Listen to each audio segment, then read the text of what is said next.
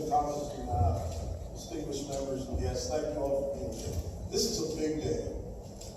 I'll talk to you all in a little bit about what a big day this is. But before I do that, I want to thank the parents, grandparents, the families, the friends, who have done so much to shape these young lives.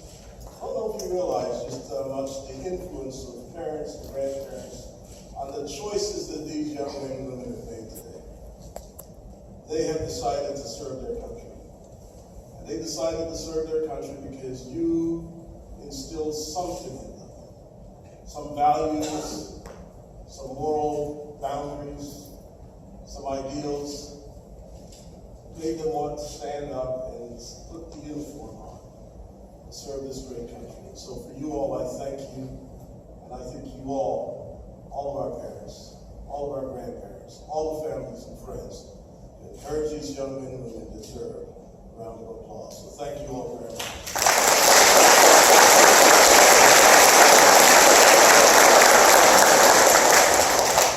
So 35 years or so ago, I was commissioned somewhere on the campus. I think I'd been out the night before, so I'm not sure where it happened.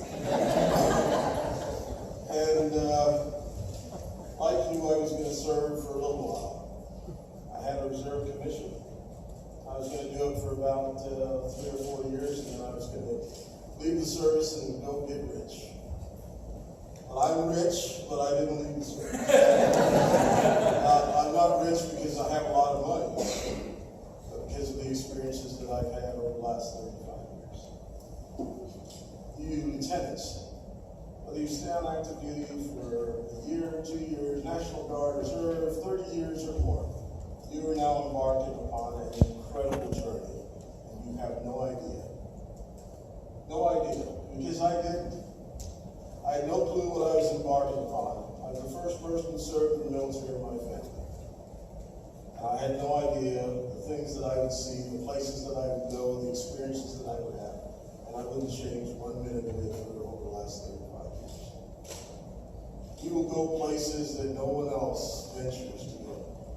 You will see things that will stun and amaze you. You'll experience unspeakable highs, and sadly, some incredible lows. I ask that as you think about the lows, wherever you go, whichever assignment, always make the assumption that there will be bad days, there will be lows in every job that you have. And the question will be, how will you handle the lows? Because that will define who you are.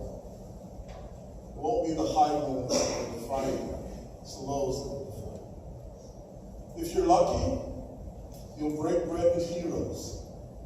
Men and women who would give their lives in defense of this nation and to support you. But you'll also break bread with villains, evil men and women who would kill you at the drop of a hat. I wouldn't think anything of it, but you'll do that because it's part of what you have to do.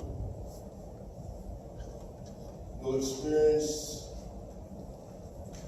incredible heroic acts if you're lucky. You'll see some of the most vile and wicked things that man can imagine. And you'll experience this, if you're lucky, through every step, every day of your journey in uniform. If you're really lucky, you'll look back on it 35, 36, 40 years later, and you'll be thankful that you served. You'll enjoy the memories, you'll enjoy the camaraderie. You'll remember the men and women who you stood beside in combat, the men and women who stood with at the clubs, men and women who stood with in garrison, just training to be ready to go. And you'll have some incredible memories. And if you're lucky, as I've been, you will not regret a single day of service. And you'll wish you had the opportunity to be where you are today, doing it all over again. Remember this, you don't have to be the smartest person, you don't have to be the best looking person, but you do have to know how how to find the smartest people. You gotta know how to lead them, and you gotta know how to take care of them. The difference in my career is not my great intellect. The difference in my career were the men and women I had the opportunity to lead, and who I leaned on to guide me, to direct me, to keep me in check. Men and women who I knew would stand with us in the most dangerous situations. And they did it all for a very, very simple reason. Very simple reason. Because they wanted to serve in the armed forces of the greatest nation on the face of the earth. So as you look around and you hear all the things going on that's said about America, I've been just about everywhere on the face of this earth. And there's no greater country than the United States of America. And so we serve. Don't serve because we're going to get rich.